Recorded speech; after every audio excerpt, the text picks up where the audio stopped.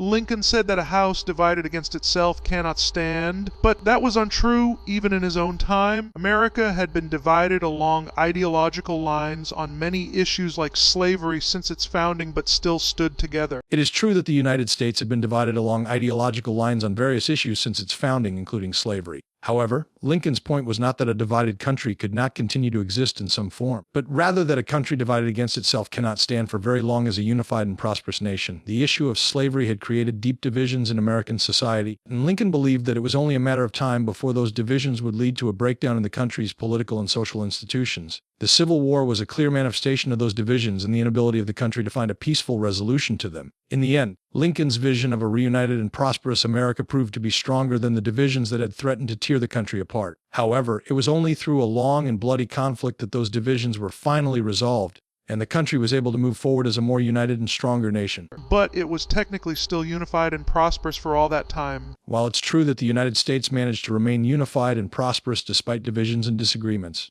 it's also important to recognize that these divisions often led to significant conflict and even violence. For example, the debate over slavery played a central role in the Civil War, which resulted in the deaths of hundreds of thousands of Americans. Similarly, other divisive issues throughout American history have led to protests, riots, and even armed conflicts. So while the United States has managed to remain united in many ways, it's also important to acknowledge the costs of division and conflict.